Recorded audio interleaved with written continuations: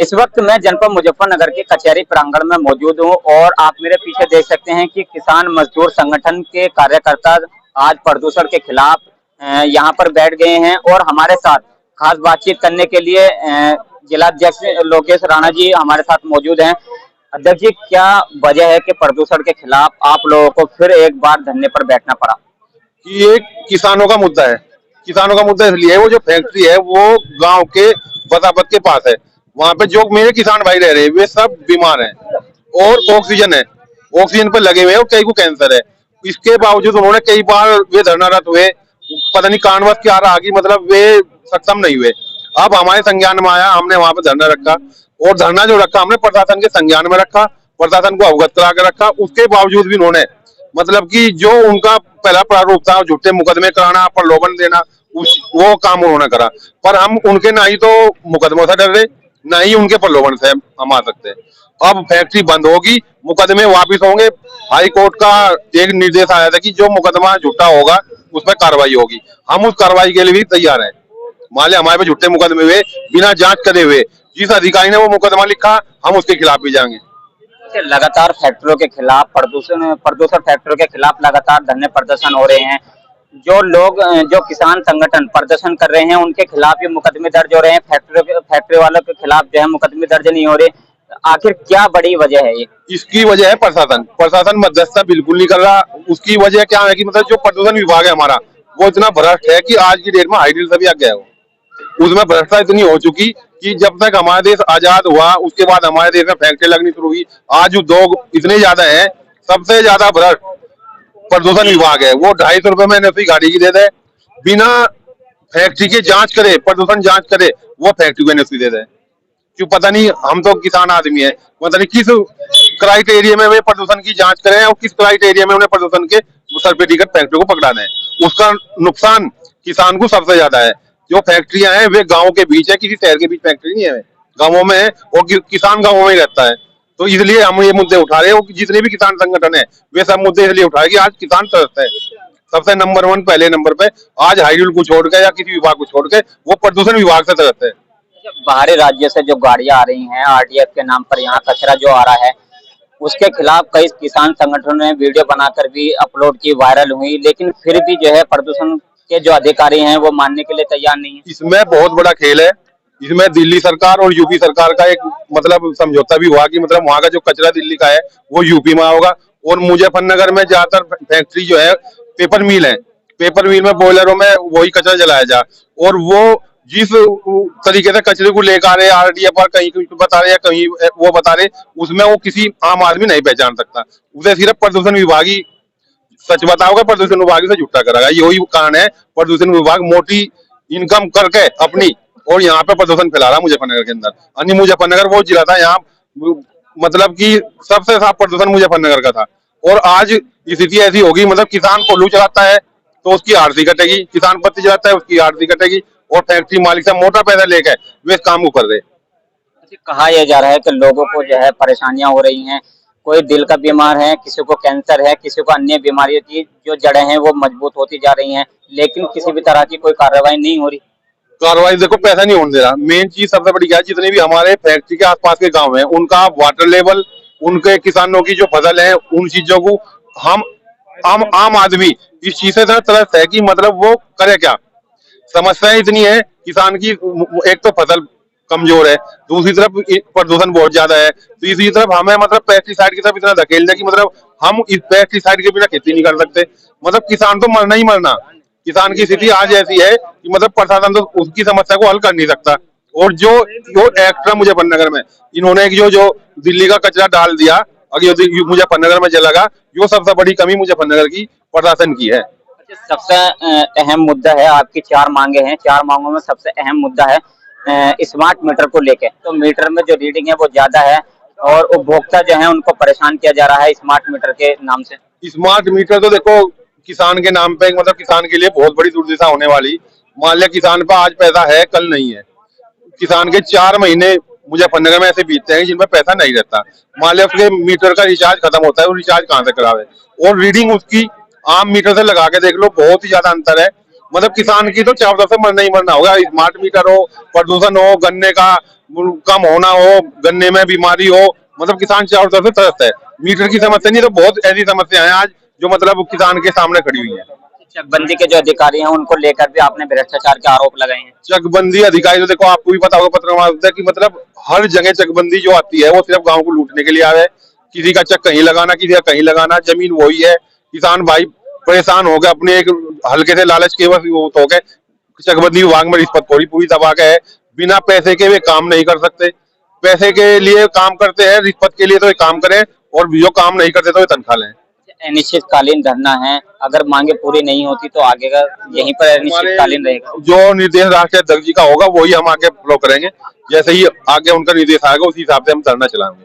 ठाकुर साहब, आज यहाँ पर कचहरी प्रांगण में आना पड़ा आपको, डीएम साहब के कार्यालय पर प्रदूषण के खिलाफ। आखिर क्या वजह बन रही है कि प्रदूषण के खिलाफ जो है अलग अलग किसान संगठन धरना प्रदर्शन कर रहे हैं? जी जी जी, पहले तो बहुत बहुत धन्यवाद आपको और आपके दर्शकों को।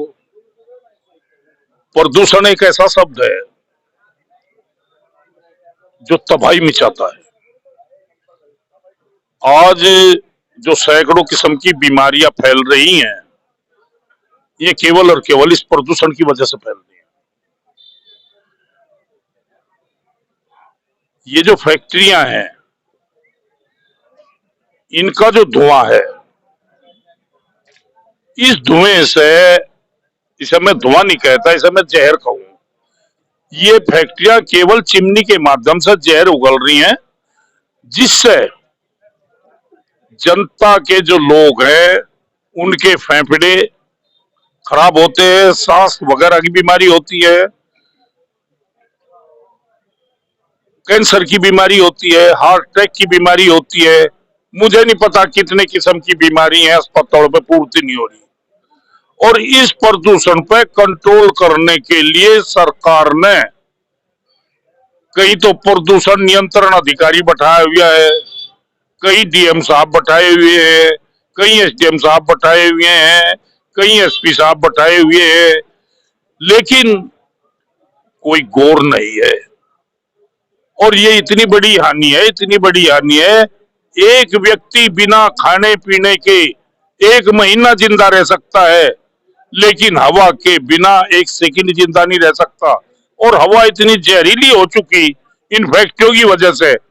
और इसमें जो ईंधन डाल रहे हैं, वो ईंधन वो डाल रहे हैं जो दिल्ली का कचरा है, जो शहरों का कचरा है, उस कचरे को इन फैक्ट्रियों में ईंधन के रूप में प्रयोग कर रहे हैं, जो केवल जहर ही जहर है।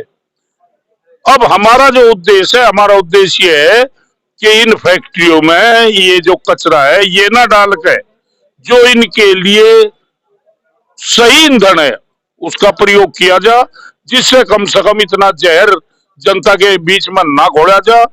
लेकिन प्रशासनिक अधिकारी इस बात को सुन नहीं रहे। पता नहीं उनकी फैक्ट्री वालों के साथ कोई साठगांठ है या उनके अधिकार क्षेत्र से बाहर की बात है। अभी पिछले दिनों एक कोल्लू में टायर फूंक रहे थे, जरा सी शिकायत कर तो ही, क्योंकि वो कोल्लू किसानों का था, तुरंत उसका सील लग गई। अरे भाई, इस फैक्ट्री का क्यों सील नहीं लग रही? जो उनसी कचरा जला के और जहर उगल रही है चिमनी के द्वारा, लोग बीमार हो रहे हैं, स्वास्थ्य खराब हो रहा है लोगों का। तो मेरा तो डीएम साहब से निवेदन है कि आज ही इस पर उचित कार्रवाई करे। रही दूसरी बात, जिन लोगों ने आकर डीएम साहब को बताया, जिन लोगों ने वहां से उस फैक्ट्री के प्रदूषण फैलाने को रोकने के लिए कुछ धरना प्रदर्शन करा, उनके खिलाफ मुकदमेदार हो गए। ये कहाँ का कानून है भाई? उनके मुकदमे वापस लिए जा और उस फैक्ट्री को या तो सील करा जा या उसकी व्यवस्था करी जाके वो जहर ना फेंके, जनता को बीमार ना करे। 4 मुद्दे आप यहाँ पर आज उठा रहे हैं, उनमें से एक मुद्दा है स्मार्ट मीटर को लेकर। स्मार्ट मीटर की जो रीडिंग है वो बढ़कर आ रही है, लोगों को जो है इससे परेशानियों का सामना करना पड़ रहा है। भाई क्या बतावे, एक परेशानी नहीं, परेशानी तो पता नहीं कितनी है। सारी परेशानी एक साथ नहीं बताई जाती। जहां तक स्मार्ट मीटर की बात है, ये स्मार्ट मीटर उन कंपनियों के हैं जो कंपनी इनके साथ साठगांठ करके मीटर बना रही है। मीटर में जहां 1 यूनिट चलनी चाह वहां से कम 5 यूनिट काट दे, 10 यूनिट काट दे। जिसके एक बल्ब बढ़ रहा उसमें भी 1000 रुपये आ जा बिल के, जिसके 2 बल्ब बढ़ रहे उसके 3000 आ जा बिल के, उसकी कोई सीमा ही नहीं है। तो हम ये स्मार्ट मीटर लगने नहीं देंगे किसी हाल में भी। ठाकुर साहब, जो किसान संगठन धरना प्रदर्शन दे रहे हैं प्रदूषण के खिलाफ, जो धरना दे रहे हैं किसान, उन पर मुकदमे किए जा रहे हैं। जिन फैक्ट्रियों में ये प्रदूषण जो है जलाया जा रहा है, बाहर से कचरा आ रहा है वो जलाया जा रहा है, फैक्ट्रियों के खिलाफ तो कार्रवाई नहीं हो रही। क्या लगता है कि ये एक तरीके से साजिश चल रही है? और भैया मेरे से क्या कहलवाओ, आपने तो अपने प्रश्न का उत्तर स्वयं दे दिया और ये प्रत्यक्ष है, ये सबसे बड़ी साजिश है। फैक्ट्री वालों के खिलाफ कुछ नहीं हो रहा। एक किसान यदि अपने खेत की पत्ती फूंक दे, किसान की कोई कहने वाला नहीं। पत्ती के धुएं से कोई प्रदूषण नहीं होता। पत्ती के धुएं में केवल और केवल वो नेचुरल गैसें निकलती हैं जो हम जिन्हें वायुमंडल एब्जॉर्ब कर लेता है, जिन्हें वायुमंडल पचा लेता है। और इन फैक्ट्रियों के धुएं से वो चीज निकलती है जिन्हें वायुमंडल पचा नहीं सकता।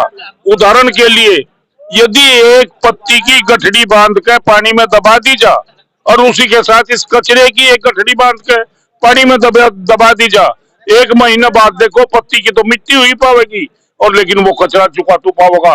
लेकिन किसान की कोई कहने वाला नहीं है, ना कोई वैज्ञानिक किसान की कहने वाला, ना प्रशासनिक अधिकारी किसान की कहने वाला। तो किसान तो बहुत बड़ा जुल्म करता है पत्ती जला के, जबकि वो नेचुरल है, उससे कोई प्रदूषण नहीं होता। किसान और कार्यकर्ता हैं, उनसे भी बात कर लेते हैं कि इस पूरे मामले को लेकर, जो प्रदूषण को लेकर जो ये पूरा मामला यहाँ पर चल रहा है उसको लेकर बात कर लेते हैं। क्या कहना चाहोगे, आज यहाँ पर धरने पर बैठना पड़ा प्रदूषण फैक्ट्रियों के खिलाफ? भाई कहना तो हम यही चाह रहे हैं, देखो प्रदूषण इतना फैल गया, अब जो आस पड़ोस के गांव हैं उनके किसान लोग इतने दुखी हैं, वे अपने खेत में बारिश अभी नहीं काम कर सकते कि वो ऊपर से छाई, इतनी छाई आवे, वो आंखों में छाई डाले, उससे आंखों का इन्फेक्शन है, गुर्दों का इन्फेक्शन है। कुछ लोग ऐसे भी हैं वहां पे जो कैंसर के पीड़ित हैं। तो हमारी तो मांग यही है वो सरकार से, वो सरकार इन्हें देखो प्रदूषण वाले मामले को यहाँ से हटा दे। कई किसान संगठनों ने वीडियो वायरल की, जो हॉस्पिटल से वेस्ट जो कचरा है उसको दिखाया, हाथों में दिखाया कि जो है गाड़ियों में भर का आ रहा है, लेकिन प्रदूषण के अधिकारी मौके पे भी मौजूद हैं, कोई जूं रेंगने के लिए तैयार नहीं है उनके कानों पे। देखो उनके कानों पे जूं तो रहेगी जी, अधिकारी लोग थोड़े वहां रह रहे, वहां तो किसान लोग रह रहे, किसान ही सब परेशानी को भुगत रहा। अधिकारी तो हमारे चले जा अपनी अच्छी कोठियों में, इसी वाली कोठियों में किसान, ये अधिकारी लोग रहे। किसान तो अपने खेत में काम कर रहा, उसकी दिक्कत तो किसान को होगी। इतना तगड़ा धुआं भगा रहे हैं, इतनी राखी आ रही उसमें से, अब किसान जो है बहुत बुरी तरह से आहत है। क्या ये समस्या हल होगी या यूं ही चलती रहेगी? नहीं, देखो हमारे तो सरकार से नम्र निवेदन है, हमारा सरकार से सभी किसान भाइयों का, भाई सरकार इसका कुछ न कुछ उपाय करे जिससे कि वो प्रदूषण बंद हो। तो आपका धरना अनिश्चितकालीन रहेगा? हाँ, धरना अनिश्चितकालीन रहेगा, जब तक इसका कोई सोल्यूशन सरकार नहीं निकालती तो हमारा धरना अनिश्चितकालीन रहेगा। अनिश्चितकालीन धरने पर बैठ गए हैं आप लोग प्रदूषण के खिलाफ, अगर बातें नहीं मानी गई तो आगे का स्टैंड क्या रहेगा? भाई यहीं बैठे रहेंगे, इतना फैक्ट्री नहीं पटकी, जागे नहीं यहाँ से। कई बार धरना दे लिया, अधिकारी भी जा लिए, जांच भी हो ली, लेकिन प्रदूषण एज इट इज चल रहा है। उसमें प्रदूषण विभाग कह रहा है जी वो मानक के अनुसार फैक्ट्री चला रहा है, हम कह रहे जी आप एक काम कर लो, हमारे गांव को खरीद लो, ठाकर वहां फैक्ट्री लगा दो जी, हम तो गांव छोड़ देंगे। सरकार का इतना तगड़ा दबाव प्रदूषण के अधिकारियों पर कि मैं उस फैक्ट्री वाले के अलावा किसी की बात सुन ही नहीं रहे हैं। तो क्या वजह है कि प्रदूषण अधिकारी इस बात को मानने के लिए तैयार नहीं? भाई इस सरकार में जिसका हाथ सिर पर है उसी की माननी जा रही, किसान हो कोई मजदूर हो, कोई सुनवाई किसी की कहीं नहीं हो रही। कुछ भी सरकार में उनके आदमी हो, वे बैठे, वे कुछ नहीं चलन देते, सब धरना हो, बाहर चला, पुलिस मौजूद थी, उसके बावजूद भी आदमियों को मुकदमे लिखवा दिए गए दबाव देकर। अब बताओ, हमने इतनी शिकायत कर ली, इतने धरने दे लिए, उसके बावजूद भी उस पर तो कोई कार्रवाई हो नहीं रही है। किसानों पर मुकदमे और लिखवा दे कि ये डर का घर बैठ जाएंगे, जबकि ऐसा नहीं होगा, कोई डरने वाला नहीं। मुकदमे तो बहुत है हमारे पास, हम संगठन के आदमी हैं, हम मुकदमों से नहीं डरते, ना जेल जाने से डरेंगे। एक किसान संगठन है, उन्होंने कहा कि बाहरी राज्य से जो गाड़ियां कचरा ला रही हैं और शहर के अंदर पकड़ी जाती हैं तो उनके टायर के भ्रष्ट कर दिए जाएंगे। भाई वो तो वही बताओगे, मैं कहा हमारा तो प्रतिक्रिया पूरी है। ये जो प्रदूषण चल रहा है ये बहुत गलत चल रहा है। और एक चीज हो रहा कि वहां पर जब धरना दिया था शांतिपूर्वक धरना चला, कोई आप रिपोर्ट लिखवाने चले जाओ उसमें जांच करेगा, फलाना करेगा, ढिमकाना करेगा, दरोगा ही नहीं लिखने का। पहली बात तो अगर आप सामान्य आदमी चलेगा, इन्होंने क्या काम करा, इन्होंने रिपोर्ट भी दर्ज कर दी, तोड़ फोड़ कर दी, पथराव कर दिया, इस तरीके की बात। वहां पर वीडियो है, सुप्रीम कोर्ट की, हाई कोर्ट की गाइडलाइन है, झूठा मुकदमा तो खिलाफ कानूनी कार्रवाई। तो इन्होंने झूठे मुकदमे दर्ज करा दिया। हाँ, तो ये तो सब सरकार से मिली भगत चल रहा है। जब रेखा गुप्ता ये कह सकती है दिल्ली से आरडीएफ आओगा मुजफ्फरनगर के लिए, तो फिर कहाँ जान बच जाएगी भाई। जब रेखा गुप्ता ये कह रही है कि आरडीएफ मुजफ्फरनगर होगा, तो इन सरकार का संरक्षण है ना पूरा का पूरा। लेकिन जो और भी संगठन है, और भी किसान संगठन है, हम उनसे कहना चाह रहे हैं कि आप इन्हें 1 महीने का टाइम या 2 महीने का टाइम, इस तरह का टाइम ना दो। जैसा आपने यहाँ से मीटिंग कर ली बैठ कर कि भाई 1 महीने का टाइम, 2 महीने का टाइम, इस तरीके से काम नहीं चलेगा। सब संगठन यहाँ पे जो हो इकट्ठा हो, और इकट्ठा होगा ये लड़ाई लड़नी पड़ेगी। ये सब मुजफ्फरनगर वासियों के लिए जहर का काम हो रहा है, पूरे मुजफ्फरनगर वासियों के लिए। इसमें किसान ही किसान नहीं, इसमें आम जनमानस भी त्रस्त पूरा। जिन किसान संगठनों पर मुकदमे दर्ज हुए हैं, अगर वो वापस नहीं होते तो आपका धरना अनिश्चितकालीन चलता रहेगा? हमारा धरना तो अनिश्चितकालीन चलेगा जब तक मुकदमे वापस नहीं होते और वो फैक्ट्री बंद नहीं होती। फैक्ट्री बंद हो, अगर चलाओ तो मानक के अनुसार चलाओ, मानक अगर उसके सही पाएगा तो ठीक। लेकिन वहां पे एक बार हम ये कह रहे कि रात को एक बार इन्हें भेज कर देख लो, फैक्ट्री मालिक को सवाल हो वहां से गाँव में, या जो भी प्रदूषण का कर्मचारी हो उससे सवाल हो, डीएम साहब चले जाए, एसडीएम साहब चले जाए, कोई भी जो भी कहता हो कि सही चल रही, वो एक रात गुजार कर देख लो मेरे गाँव में, उसका पता लग जाएगा। मेरे पिताजी खुद दरस्ता, रोज डेली ऑक्सीजन का सिलेंडर लग रहा है शाम के टाइम। आप जाओ जांच कर आओ, आप भी चले जाओ, पत्रकार बंधु एक दिन मिले जाओ और आप जांच कर आओ, आप भी जांच कर आओ कि हो रहा है नहीं हो रहा। हम इनसे कोई मतलब नहीं। फैक्ट्री तो वहां से 3 टाइल की लग रही है मैंने गाँव में, एक पर भी कोई विरोध नहीं भाई, टाइल फैक्ट्री लग रही, कोई बात नहीं, बिला लाओ की, तो हमें कोई दुश्मनी थोड़ी है कोई इनके साथ।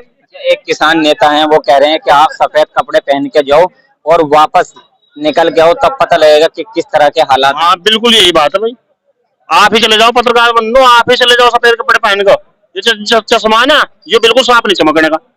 आप अंदर बढ़कर देख लो फैक्ट्री में, इतना बुरा हाल है। और उसकी स्मेल तो इतनी खतरनाक है कि पूछो ही ना बात। बच्चों को सांस ही नहीं लगता शाम के टाइम। पढ़ेंगे बताओ कैसे पढ़ा बच्चे भी बैठ कर बाहर पढ़ो। जो फैक्ट्री के अंदर मजदूर काम कर रहे हैं, देखा जाए तो उनकी हालत तो और ज्यादा खराब होगी अगर उनकी जांच कराई जाए। उनकी जांच करा लो, पहली बात तो पिछाड़ में नहीं आने, तुम चले जाओ एक बार, अगर तुमने पिछाड़ लेके यहाँ आदमी आया या नहीं, उनके ना पहले फोटो देख लियो, और फिर जो जिस टाइम वो प्रेजेंट में काम कर रहे हो जब देख लो, आप पिछाड़ नहीं सकते उन्हें। इतना बुरा बीमारियां तो उनके अंदर सबसे ज्यादा होंगी। बिल्कुल होंगी जी, जांच कराओ उनकी। अभी बीमारियां क्या पता लगा, 10-20 सालों में पता भी लगेगा जो जवान है।